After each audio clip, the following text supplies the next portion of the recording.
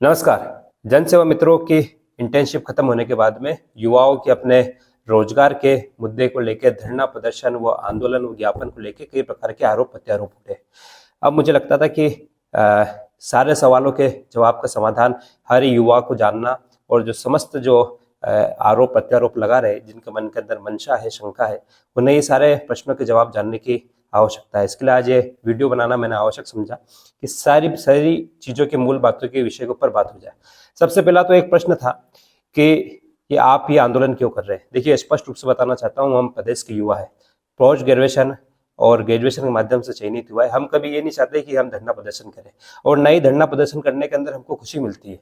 वहाँ पर हम हमारे घर से 500, 700, 200 किलोमीटर, 300 किलोमीटर दूर जाके भूखे प्यास है अपने शरीर को तकलीफ देके वो अपना धन खर्चा करके, हमें कोई मजा नहीं आता है कि हम वहाँ पे धरना प्रदर्शन करें या फिर कोई प्रोटेस्ट करें। दरअसल ये धरना प्रदर्शन हमको मजबूर किया गया है कि धरना प्रदर्शन हम करें, क्योंकि सरकार के वादा खिलाफी के खिलाफ हमने धरना प्रदर्शन करा। हमें कोई शौक नहीं था कि हम धरना प्रदर्शन करें। हमें स्पष्ट पता था कि जब हमने ज्वाइनिंग लेटर जो हमको मिला था उसके अंदर लिखा था कि 6 महीने के उपरांत इंटर्नशिप खत्म होती है। हमको भी पता है कि इंटर्नशिप की एक नियत अवधि होती है। इंटर्नशिप का मेन उद्देश्य यही होता है कि युवाओं को स्किल्स के माध्यम से सिखाया जाए ताकि उनको भविष्य के अंदर नौकरी मिल जाए। लेकिन ये झूठे वादे सरकार ने हमसे किए गए, और इन झूठे वादों को धरातल पे अमल कराने का काम करा है अधिकारियों ने। जो हमारे ऊपर अधिकारी थे उन्होंने इसको अमल कराने का काम करा है, जिसके प्रतिफल के अंदर ही धरना प्रदर्शन हो रहा है। हम 31 जनवरी को मान लेते कि हमारा कार्यकाल समाप्त हो चुका है, लेकिन प्रदेश के तत्कालीन मुख्यमंत्री ने खुद स्वयं 1 बार नहीं, 2 बार नहीं, 25 बार नहीं, वीसी के माध्यम से, मुलाकात के माध्यम से, पौधारोपण के माध्यम से जब वो हमारे जिले के अंदर आए, जब उन्हें प्रत्येक बार, 1 बार नहीं, सैकड़ों बार उन्होंने इस चीज का आश्वासन दिया कि आपके भविष्य की चिंता मैं करूंगा, इंटर्नशिप के उपरांत आपको स्थायी रोजगार से जोड़ने का काम हम करेंगे, सारी चीजें हम करेंगे। अब मान लीजिए एक पक्ष, एक तर्क ये भी है कि नेता है, बहुत सारी घोषणाएं करते हैं, नेता का क्या है, आप उनकी बात को मान करके इतना बड़ा आंदोलन करेंगे, ये सारी चीजें करेंगे। मैं उनसे भी एक बात पूछना चाहता हूं कि हमारा जनप्रतिनिधि किसी भी विधानसभा के लाखों मतदाता चुन के अपना एक विधायक बनाते हैं। इसी तरीके से पूरे प्रदेश भर से करोड़ों लोग अपने मत का प्रयोग करके विधायक बनाते हैं। उन्हीं विधायक से बहुमत साबित होता है, उनसे एक मुख्यमंत्री बनता है। तो क्या मुख्यमंत्री कितना हल्का व्यक्ति हो गया कि उसकी बात को अमल न किया जाए? उसकी बात को पूरा प्रशासन मांगता है, पूरी ब्यूरोक्रेसी के ऊपर अमल होता है। तभी तो लोकतंत्र के अंदर जो 4 पाए हैं, विधायिका, कार्यपालिका, न्यायपालिका और पत्रकारिता, सबके अंदर अव्वल दर्जे के अंदर स्थान विधायिका को मिला है। और क्या विधायिका की बातें के ऊपर हम इतना भी अमल नहीं करें?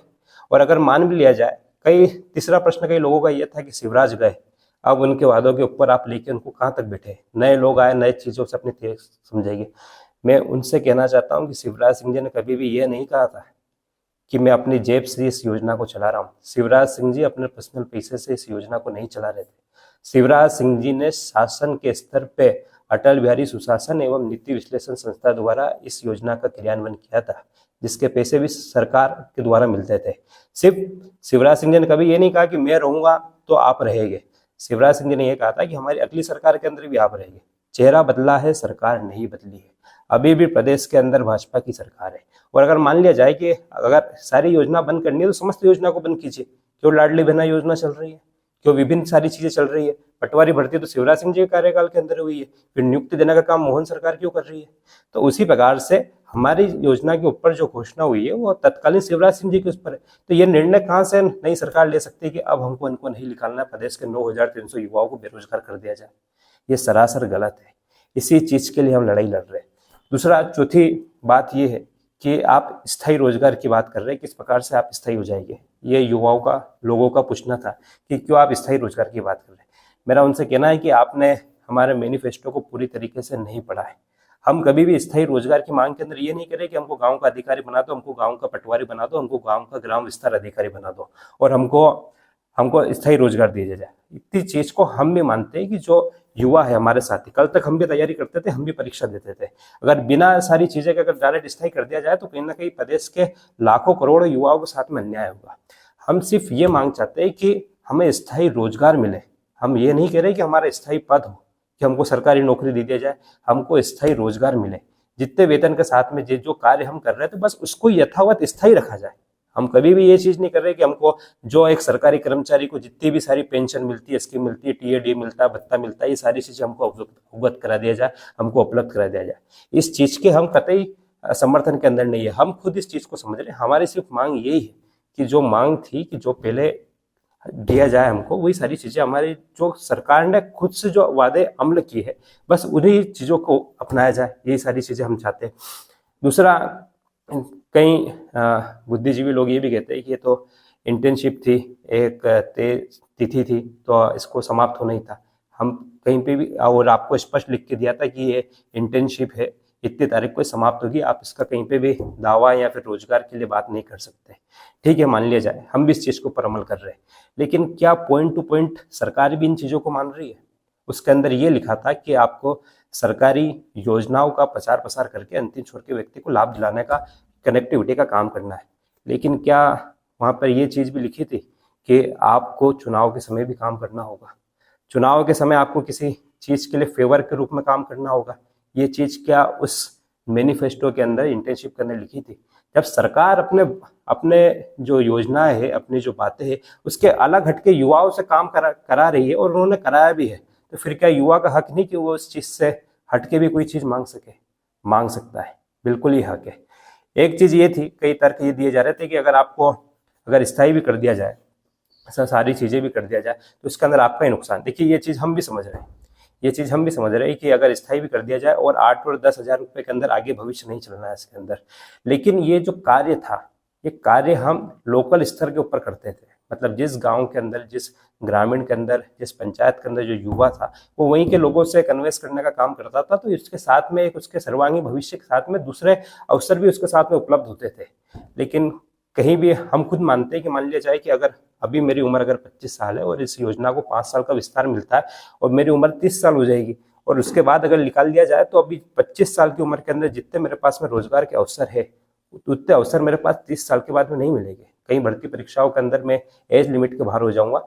लेकिन हमारा ये कहना है कि इस इंटर्नशिप से हमें कोई तो लाभ मिले, कोई तो ऐसी चीज हो जिससे हमें ये पता चल जाए कि हमने यहाँ पे समय इन्वेस्ट करा। क्योंकि जब हम इसके अंदर आए तो भर्ती विज्ञापन के अंदर हमने देखा था, उसके अंदर एक बात लिखी हुई थी, इंटर्नशिप की इंटर्नशिप के उपरांत प्लेसमेंट के माध्यम से जोड़ना।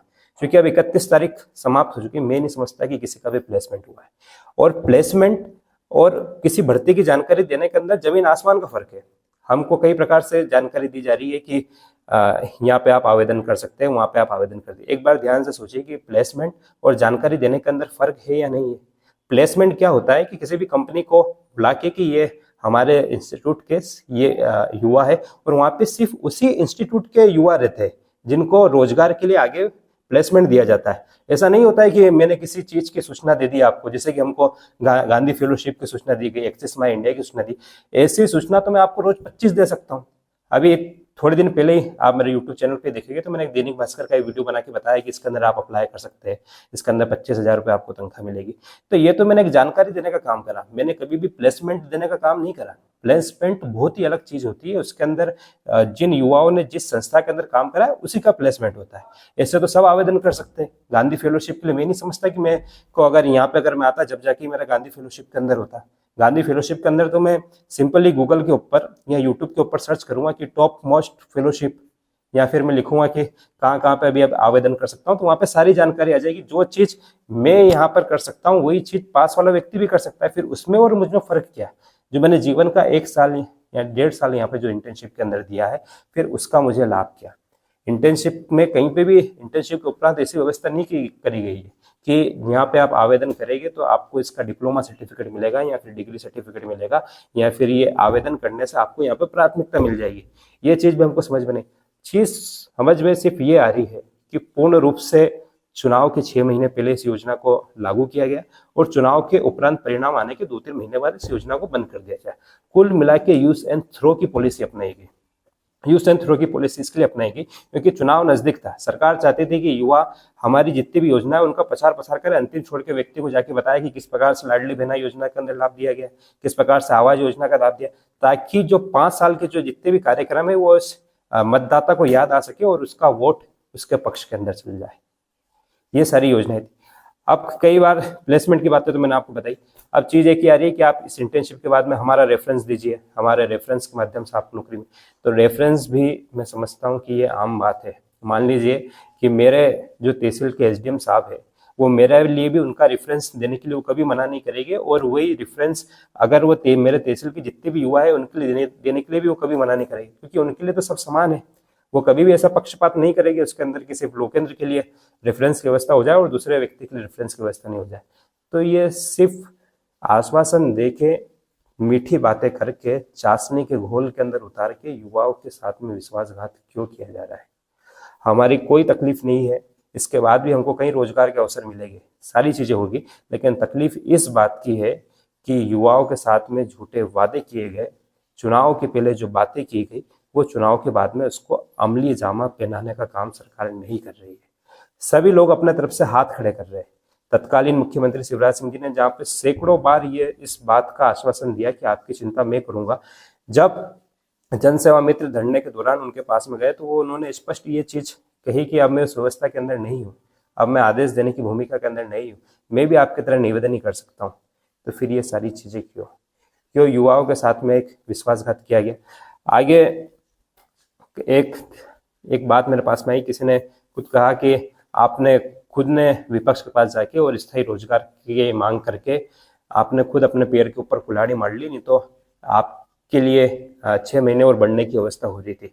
तो मेरा उनसे यही कहना है कि ये तो इस प्रकार की बात हुई कि आपके हाथ में बाल्टी थी लेकिन आप आग लगने का इंतजार कर रहे थे, जब आपको स्पष्ट पता था, जब सारी चीजें हो रही थी, जब आपको ये बात खुले रूप से समझानी चाहिए थी। अपना मत जिस प्रकार से अब आपने सामने आके रखा है कि ये करने से ये नुकसान हुआ है, ये बात आप पहले भी रख सकते थे, तो हमको समझ में आता कि आप हमारे शुभचिंतक है। जो आपने ये बताया कि अभी आपको ये चीज नहीं करनी चाहिए, ये चीज हो रही, जब सब चीज हो गई उसके बाद में अब आप शुभचिंतक बनने की कोशिश कर रहे हैं।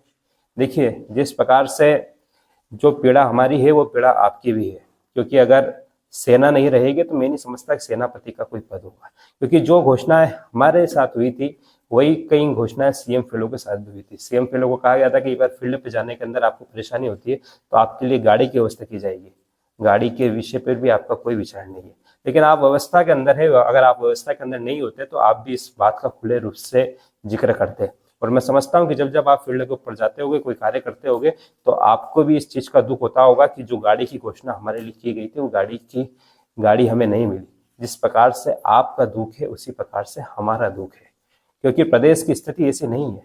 प्रदेश के अंदर पटवारी घोटाले से लेके कई प्रकार के घोटाले हुए। जब हम पहले वहां पे हम तैयारी करते थे, वहां पे जब ऐसे घोटाले वाली चीजें हुई, हम एमपीएसआई की तैयारी करते थे। मैं 2018 के अंदर ग्रेजुएशन हुआ, लेकिन अभी तक जब मेरी उम्र 19 साल थी और अब 2024 आ गया, मेरी उम्र 25 साल हो गई है, मैं जनरल कैटेगरी के अंदर उस क्राइटेरिया से बाहर हो गया। यानी मैं एमपीएसआई की परीक्षा दिए बिना, अपने आप को साबित किए बिना ही मैं उस क्राइटेरिया से बाहर हो गया हूँ। तो जब पहला धोखा वहां पे हुआ तो फिर हमने एक ललचाई नजर से देखा कि ये रोजगार की एक दूसरी बात हुई, जहाँ पे सरकारी क्षेत्र के अंदर हमको सरकारी रूप से नहीं, कॉन्ट्रैक्ट रूप से सुविधा के आधार पे, किसी भी आधार पे काम करने का अवसर मिलेगा। लेकिन वहां पे भी अब यूज एंड थ्रो की व्यवस्था की जा रही है। अब सरकार ने अपना काम करने के बाद में जितने भी वादे थे, सारे वादों के ऊपर दरकिनार कर दिया इसके अंदर। ये पूर्ण रूप से एक अमलिया जामा पहनाया। हमारे मालवा के अंदर एक कहावत है, अमलिया बकरा, यानी कि मनोकामना पूर्ण हो जाने के उपरांत एक बकरे का कान काट के उसे छोड़ दिया जाता है। यानी कि अब ना तो कान काटे हुए बकरे की कोई बलि चढ़ाता है और ना ही उसे कोई घर ले जाता है, और वो इर्द गिर्द चक्कर लगा रहता है। उसी प्रकार प्रदेश के 9300 युवा जनसेवा मित्रों की ये हालत हो गई है, क्योंकि एक साल के उपरांत उन्होंने पूरा फोकस इसके ऊपर करा कि उनको उनकी बेस्ट परफॉर्मेंस देनी है। इस बेस्ट परफॉर्मेंस के आधार पे उनके आगे का भविष्य तय होगा। सरकार अगर अमल के अंदर आती है, सरकार अगर वापिस से सत्ता के अंदर आती है, तो उनके भविष्य की चिंता सरकार करेगी। जो सरकार ने वादे किए थे वही सरकार अगर वापिस से सत्ता के अंदर आती है तो वही सत्ताधारी सरकार उनके भविष्य की चिंता करेगी। और हमारे साथ में जो हमारे अधिकारी सीएम फेलो, उनके भविष्य की भी चिंता करेगी, क्योंकि उन्हें भी कहा गया था कि हम स्वामी विवेकानंद केंद्र बनाएंगे, उसका संचालन सीएम फेलो और जनसेवा मित्रों के साथ में किया गया था। तो हमने पूर्ण रूप से फोकस ध्यान उसके ऊपर करा था कि हमें सुबह से लेकर शाम तक, कई बार ऐसा होता था कि हमारे इंटर्नशिप के पैसे लेट हो जाया करते थे, कई बार जो 1 महीने की जो तनख्वाह मिलनी थी वो 2 महीने के उपरांत मिलती थी, लेकिन हमने उस चीज को भी सहन करा। कई बार ऐसा होता था कि कई बार जेब से पैसे निकालना पड़ता था, कहीं पे जाना है तो बहुत सारी चीजें टीए डीए इन सारी चीजों के पैसे नहीं मिलते थे। लेकिन युवाओं ने सारी बातों को सहन करा कि क्योंकि उसे थोड़े समय बाद उसका एक उज्जवल भविष्य दिख रहा था। लेकिन अब वो उज्जवल भविष्य क्या, 9,300 जनसेवा मित्र ही नहीं, 9,300 जनसेवा मित्र परिवार के साथ में विश्वासघात किया गया है। फिर अगर लगता है कि विपक्ष के पास नहीं जाना था या उसके अंदर नहीं जाना था, तो भैया जिसको भूख लगती है वो हर दरवाजा खटखटाने की कोशिश करता है कि कहीं ना कहीं से हमारा काम हो जाए। अब मान ली जाए कि एक अनुभव प्रमाण पत्र अगर हमको दे भी जाए तो उस अनुभव प्रमाण पत्र को हम लगाएगी कहाँ पे? क्या कोई सी ऐसी वैकेंसी है या कोई ऐसी एक बढ़ती है जिसके अंदर चीज मिल जाए, या फिर हम दूसरों से हट के हो जाए? मैं इस चीज को भी मानता हूँ, इस चीज को भी मैं दरकिनार नहीं कर सकता कि इंटर्नशिप से हमने कुछ नहीं सीखा। इंटर्नशिप से कम्युनिकेशन स्किल्स, लीडरशिप और सारी चीज सीखी। हम कहीं भी ये नहीं कहते कि सीएम फेलो से हमें कुछ नहीं, उनसे हमने को बहुत सारी चीजें सीखने को मिली।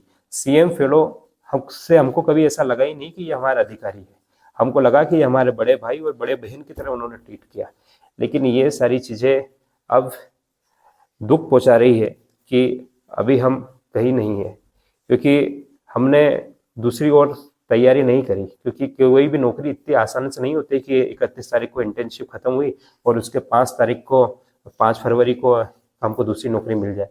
एक सिलेक्शन प्रोसेस के अंदर एक लंबा इंतजार करना होता है, एक फॉर्म भरना होता है, फिर उसका जवाब आता है, फिर उसके बाद इंटरव्यू होता है, फिर उसका रिजल्ट के अंदर करीब 6 महीने की प्रोसेस लग जाती है। अब 6 महीने तक ये युवा बेरोजगार रहेंगे, क्योंकि आश्वासन था कि आपको निश्चित रूप से रोजगार मिलेगा, और उसी ऊपर जो अधिकारी थे उनका भी आश्वासन था कि आप यही काम करिए, इसके ऊपर ही पूर्ण फोकस कीजिए, आपका उज्जवल भविष्य होगा। आगे चुनाव के अंदर आगे जितनी प्रक्रिया रहेगी सब के अंदर आप अहम भूमिका के अंदर रहेंगे। अब ये 6 महीने तक युवा बेरोजगार रहेंगे, और मैं नहीं समझता कि 6 महीने बाद भी कहीं युवाओं को अच्छा रोजगार मिल पाए, या जिस स्थिति के अंदर है वो उनको रोजगार मिल जाए। तो ये विश्वासघात है या नहीं? चीजें और बातें अभी बहुत करनी है, बहुत सारे ऐसे वादे थे जिनके खुलासे करने, बहुत सारी ऐसी चीजें थी जिन चीजों का जिक्र नहीं हुआ था, लेकिन जो कार्य कराए गए ऐसे खुलासे और सारे वादे करेंगे। क्योंकि आज प्रदेश के 9,300 युवा के साथ में विश्वासघात हुआ है, उनके हृदय की जो पीड़ा है उसको बयां करना जरूरी है। फैसला हमारे पक्ष के अंदर होता है या नहीं होता है, अब इससे कोई फर्क नहीं पड़ता, लेकिन जो विश्वासघात और जो दुख हुआ है उस चीज को सभी से अवगत कराना जरूरी है। धन्यवाद।